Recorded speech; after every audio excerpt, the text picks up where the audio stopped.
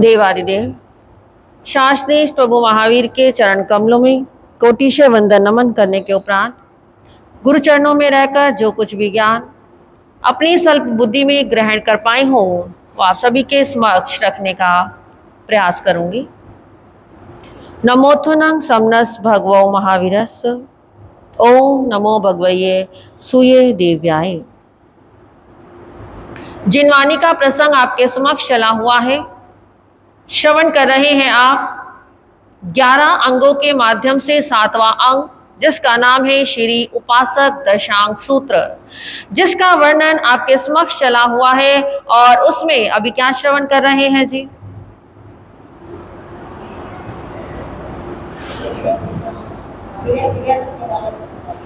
विनय तत्व, बंध तत्व। हाँ, और बंध तत्व चला हुआ है, उसमें क्या सुन रहे थे?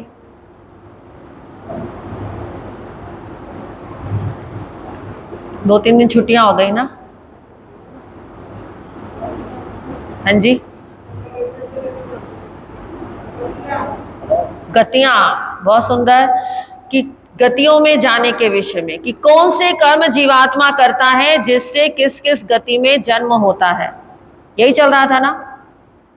नरक गति में जाने के 4 कारण हमने किए, महारम, महापरिग्रह और आगे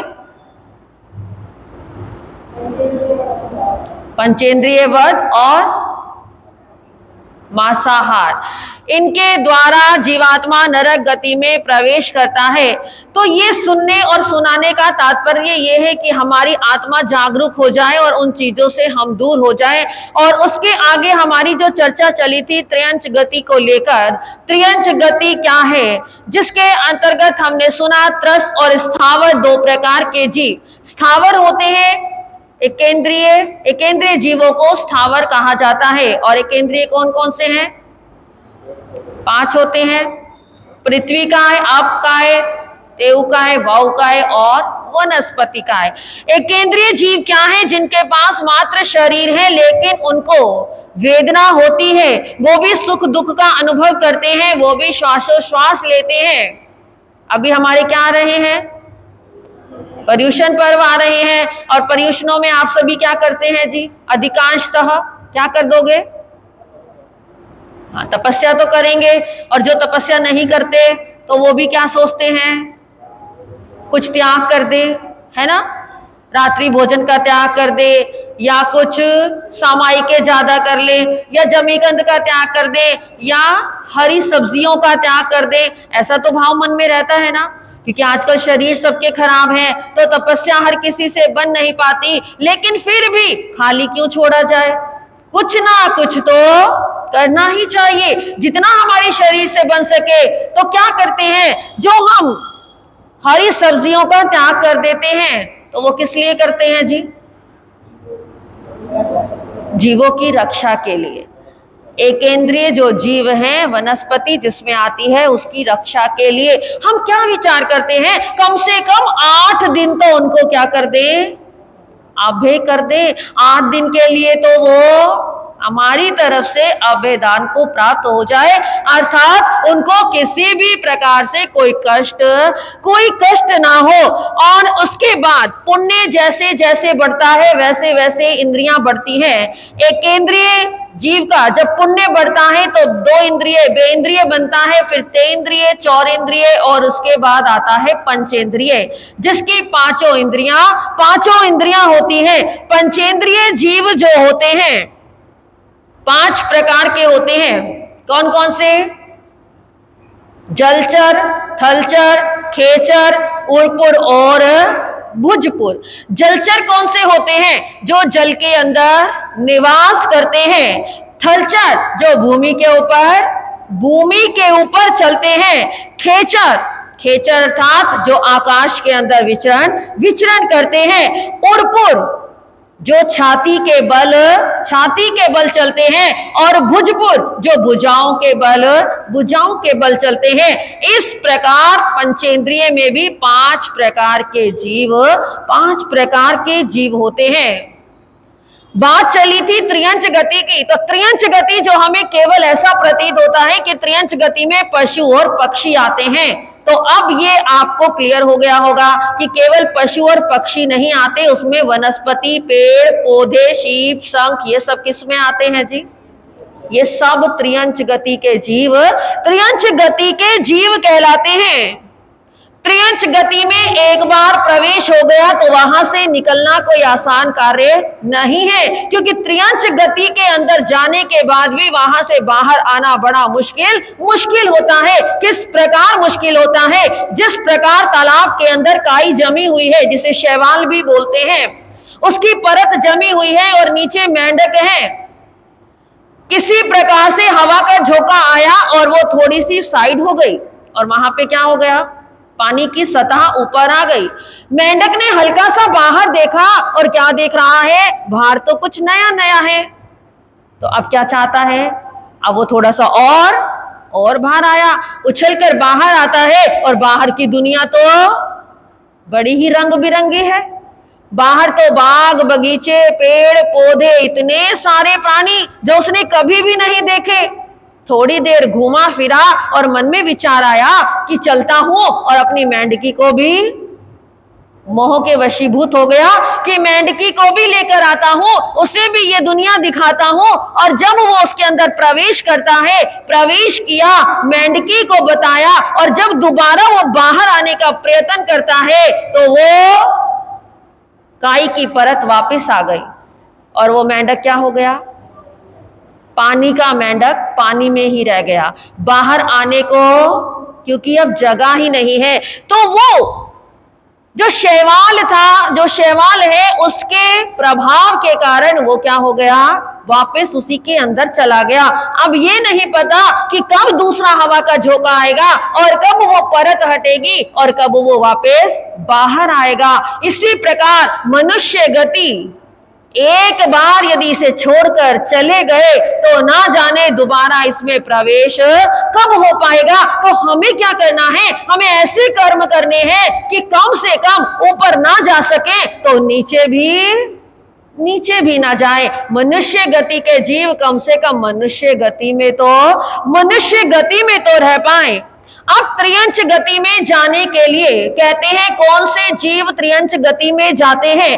त्रियंच गति में जाने के 4 कारण। एक है अलीक वचन। पहला कारण अलीक वचन अर्थात झूठ बोलना। जो झूठ बोलते हैं, अपनी बात को बढ़ा चढ़ाकर बोलते हैं, निंदा चुगली, दूसरों के लिए कांटे बिछाना, दूसरों को अपमानित करना, दूसरों की छवि बिगाड़ना, किसके द्वारा? झूठ के द्वारा। वो त्रियंच गति के अधिकारी बनते हैं। नंबर 2 विकृति, माया, जिसके अंदर झूठ के साथ छल भी आ जाता है। जब झूठ के साथ छल का प्रवेश हो जाता है तो वो भी त्रियंच गति में जाने का कारण बन जाता है। ऐसा जीवात्मा त्रियंच गति का बंद बांधता है। झूठ के साथ कपट क्या हो गया जी? कपट आ गया। जिस प्रकार महाभारत का युद्ध हुआ और उस महाभारत के युद्ध में द्रोणाचार्य जो क्या कर रहे हैं? अपनी शस्त्र विद्या से सभी को पराजित करते हुए, पूरी सेना को खदेड़ते हुए आगे चले जा रहे हैं। श्री कृष्ण विचार करने लगे कि सबसे पहले यदि युद्ध को जीतना है तो किस पर कंट्रोल करना होगा? किस पर? गुरु द्रोणाचार्य पर। क्योंकि जो टीम होती है, टीम का जो लीडर होता है, जो सबसे सशक्त होता है, यदि उसको जीतना है तो उसको कंट्रोल करना जरूरी हो जाता है। अब वो सोचने लगे कि उनको पहले कंट्रोल करना होगा, उनका उत्साह तोड़ना होगा, उन्हें निरुत्साहित करना होगा। तो कैसे करें? उनको निरुत्साहित करने का एक ही तरीका था जो उन्हें पता था। उनका पुत्र अश्वत्थामा, जिसमें उनकी जान बसती है, यदि कुछ ऐसा हो जाए तो इनका उत्साह खत्म हो जाएगा। तो उस समय उन्होंने युधिष्ठिर को सहारा बनाया और युधिष्ठिर से क्या कहलवाया था? अश्वत्थामा हतो, अर्थात अश्वत्थामा मारा गया। युधिष्ठिर जो सत्यवादी थे, धर्मराज युधिष्ठिर कहे जाते थे, अपने जीवन काल में कभी झूठ नहीं बोलते थे। वहां श्री कृष्ण महाराज ने उन्हें तैयार किया किसके लिए? उनकी दृष्टि में तो वो सच था, क्योंकि अश्वत्थामा मारा गया। कौन सा अश्वत्थामा? जो हाथी था। उनसे कहा गया कि वास्तव में जब अश्वत्थामा मारा जाएगा तो आपको केवल एक बात बोलनी है, जोर से, अश्वत्थामा हतो। अश्वत्थामा मारा गया और गुरु द्रोणाचार्य ने क्या समझा कि उनका पुत्र अश्वत्थामा मारा गया, और वहीं पर क्या हो गए जी? उन्होंने सारे शस्त्रों का त्याग कर दिया। तो ये क्या था? कपट युक्त झूठ था, जिसके अंतर्गत मरा हाथी था, लेकिन उनको यह दिखाया गया कि उनके पुत्र की मृत्यु हो गई, और अपना स्वार्थ सिद्ध करने के लिए व्यक्ति ऐसे कार्य करता है। उसके बाद नंबर 3 पर आता है उत्कंचनता, अर्थात धूर्तता। उत्कंचनता, जिसे हम धूर्तता कहते हैं। धूर्त व्यक्ति क्या होता है? वो ढोंग करता है, पाखंड करता है। किस लिए? स्वयं को उत्कृष्ट दिखाने के लिए, स्वयं को आगे बढ़ाने के लिए, ये दिखाने के लिए कि उसको लगता है कि मेरे जैसा होशियार कोई नहीं। लेकिन वो जो धूर्तता होती है, उसे ये नहीं पता कि एक दिन वो धूर्तता हमारे ऊपर, स्वयं के ऊपर ही क्या होने वाली है? भारी पड़ने वाली है। मकड़ी क्या करती है जी? क्या करती है मकड़ी? जाला बुनती है। किसके लिए? मक्खी के लिए। कि फंसाने को मक्खी के जाती है मकड़ी, फंसाने को मक्खी के जाती है मकड़ी, शरारत में जाल बिछाती है मकड़ी, लेकिन बेईमानी का नतीजा तो देखो, खुद अपने को उसमें फंसाती है मकड़ी। बनाती किसके लिए है? मक्खियों को फंसाने के लिए। लेकिन एक दिन ऐसा आता है कि जाला बुनते बुनते वो स्वयं ही उसके अंदर फंस जाती है। तो जो धूर्त व्यक्ति होते हैं, उनका यही हाल होता है। उसके बाद आता है नंबर 4। नंबर 4 पर आता है प्रवंचना, अर्थात ठगी करना। जो जीवात्मा ठगी करते हैं वो भी त्रियंच गति का बंध बांधते हैं। त्रियंच गति में जाते हैं। किसे पता था? क्या आज तक जीवन के अंदर कभी किसी ने देखा है कि सोने का मृग होता है सोने का मृग? नहीं। लेकिन क्या किया गया था? उसी का प्रयोग किया गया था। किस लिए? सीता माता का हरण करने के लिए सोने का मृग बनाया गया, और यह दिखाया गया कि सोने का मृग होता है और वो चल रहा है, फिर रहा है। लेकिन कहते हैं ना, विनाश काले विपरीत बुद्धि। पता तो सबको है कि सोने का मृग नहीं होता, लेकिन जब विनाश का समय आता है तो बुद्धि काम करना छोड़ देती है। और वहां पर क्या नहीं दिखा? श्री रामचंद्र जी भी क्या हो गए? उस मृग को पकड़ने के लिए भाग गए। तो अपना स्वार्थ सिद्ध करने के लिए रावण ने क्या किया? ठग का सहारा लिया, ठगी का सहारा लिया। तो जो ठगी करते हैं उनका जीवन भी पतन की ओर चला जाता है। एक सेठ जी जिनका काम है, ब्याज पर लोग पैसा लेने आते हैं, अधिक से अधिक ब्याज लगाते हैं, क्योंकि उनको पता है कि अभी से पैसे की आवश्यकता है। तो जितना ज्यादा से ज्यादा ब्याज लगा पाते हैं, उतना वो उसके ऊपर लगाते हैं। एक दिन हुआ, 2 दिन हुआ, अब हर रोज का उनका तो यही कार्य है। कोई भी व्यक्ति आता है तो ज्यादा से ज्यादा ब्याज लगाते हैं। सभी लोग बहुत परेशान हैं, लेकिन कोई कुछ कर नहीं पा रहा। एक दिन एक व्यक्ति आया, उसके मन में विचार आया कि इस सेठ को अकल तो सिखानी ही पड़ेगी, तो क्या करें। एक दिन आया, क्या बोले, सेठ जी मेरे घर में मेहमान आए हैं। तो भाई मेहमान आए हैं तो क्या करूं? बहुत अच्छी बात है सेठ जी, कुछ बर्तनों की आवश्यकता है, आप कुछ बर्तन दे दीजिए। ठीक है, बर्तन तो दे दूंगा, लेकिन बदले में क्या लगेगा? किराया लगेगा। कोई बात नहीं सेठ जी, अब मेहमान आए हैं तो बर्तन तो चाहिए ही। सेठ जी के पास सेठ जी ने कुछ बर्तन दिए, जितने उसे चाहिए थे बर्तन लिए, घर आया, और अगले दिन सुबह सुबह सेठ जी के घर पहुंच गया। घर पहुंचा तो उस बर्तनों के अंदर एक एक कटोरी एक्स्ट्रा रखी हुई है।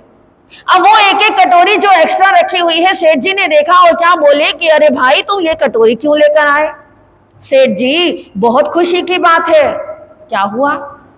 सेठ जी बर्तनों ने रात को बच्चे दे दिए। क्या बच्चे दे दिए? हाँ सेठ जी, आपके बर्तनों ने रात को बच्चे दे दिए। सेठ जी भी खुश हैं। आराम से वो कटोरियां क्या करी, बर्तनों के साथ ही रख ली। अब कई दिन व्यतीत हो गए। एक दिन वो व्यक्ति फिर से आ गया। सेठ जी, हाँ भाई बोलो क्या बात है? सेठ जी मेरी लड़की का विवाह है। तो भाई क्या चाहिए? सेठ जी बर्तनों की आवश्यकता है, मेहमान आएंगे तो उनको क्या करना है, भोजन कराना है। आप क्या करो, बर्तन दे दो। भाई तुझे पता है ना? हाँ मुझे पता है, बर्तन के बदले किराया देना पड़ेगा। ठीक है। अब बर्तन, सेठ जी विचार करने लगे, अरे पिछली बार इसके घर बर्तन गए थे तो क्या हो गया था, बर्तनों ने बच्चे दिए थे, हो सकता है इस बार भी दे दें। तो उन्होंने क्या सोचा, उन्होंने अपने चांदी की थालियां निकाली और उसे दे दी। अब जब बच्चे आएंगे और चांदी के आएंगे तो भाई और ज्यादा अच्छा हो जाएगा। अब उन्होंने वो चांदी की थाली निकाली और दे दी। विवाह का कार्यक्रम संपन्न हो गया, लेकिन वो व्यक्ति बर्तन लेकर नहीं आया। एक दिन, 2 दिन सेठ जी इंतजार करते रहे और तीसरे दिन का तो इंतजार था ही नहीं। सेठ जी उसके घर पहुंचे और घर पहुंचकर क्या बोले कि भाई मेरे बर्तन कहाँ हैं, तुम आए ही नहीं। रोने लगा, बहुत जोर जोर से बिलबिलाने लगा। सेठ जी बोले ये क्या, तुम रो क्यों रहे हो? हाँ बर्तन तो, सेठ जी बर्तन तो मर गए। क्या कहा? अरे मूर्ख, अरे पागल, बर्तन भी मरते हैं? कमाल करते हो सेठ जी। जब बर्तन बच्चे पैदा कर सकते हैं तो मर क्यों नहीं सकते? बर्तन मर गए, अब मैं क्या करूं? किस मुंह से आपके पास आता? मेरे पास तो मुंह ही नहीं था जो आपके पास आपको दिखाता। अब सेठ जी बड़े परेशान। सेठ जी ने तो क्या दिया था, थाल भी चांदी के दिए थे। सेठ जी ने सोचा, सेठ जी ने कहा देखो तुम बाज आ जाओ, सही सही मेरे बर्तन बता दो, अगर नहीं बताए तो तुम्हें कहां ले जाऊंगा, कोर्ट ले जाऊंगा। कमाल करते हो सेठ जी, जब बर्तन है ही नहीं तो मैं कहां से दूं? वो सच में मर गए, आपको जहां ले जाना है वहां ले जाओ। ठीक है, कोर्ट में पहुंच गए, जज साहब के सामने आए, वार्तालाप हुई और जज साहब ने पूछा कि आखिर बात क्या है? तो वो क्या बोला, सेठ जी से पूछ लो, वो बताएंगे। सेठ जी ने पूरी कहानी सुनाई तो वो क्या बोले, सेठ जी ये तो बता दो। अब जज साहब भी कहने लगे कि बर्तन मर कैसे सकते हैं? सेठ जी अगली कहानी भी तो सुना दो। मैं सुनाता हूं जज साहब, बताओ भाई। अब अगली पिछली सारी कहानी सुनाई और क्या बोले कि जज साहब आप बताओ कि जब बर्तन बच्चे पैदा कर सकते हैं तो क्या बर्तन मर नहीं सकते? जज साहब ने कहा बात तो ठीक है, क्योंकि जज साहब भी जानते थे कि वो व्यक्ति कैसा है। उनको भी बेचारों को मौका नहीं मिल रहा था, लोग रोते हुए तो आते थे, लेकिन सेठ जी ऐसा प्रपंच रचते थे कि जिसमें जज साहब को उसी के हक में फैसला करना पड़ता था। और वो क्या बोले कि सेठ जी बात तो बिल्कुल सही है कि जब बर्तन बच्चे पैदा कर सकते हैं तो वो मर भी सकते हैं। कहने का तात्पर्य कि यदि हम ठगी करते हैं, यदि हम प्रवंचना करते हैं तो उसका फल किसी ना किसी दिन हमें बहुत भयंकर भोगना पड़ता है। इसीलिए कहा है अलीक वचन, विकृति, उत्कंचनता और प्रवंचना, ये 4 कारण हैं जिसके कारण जीवात्मा नरक गति में प्रवेश करता है। तो हम मनुष्य गति में हैं, ऐसे कार्य करें कि कम से कम यदि हमारा विकास ना हो सके तो हमारा पतन भी ना हो। तो उपासक दशांक सूत्र के माध्यम से जो आज हमारी गतियों में जाने के कारण है, उसमें से त्रियंच गति में जाने के कारण हुए। आगे की चर्चाएं करेंगे समय आने पर, क्योंकि समय हमारा होने जा रहा है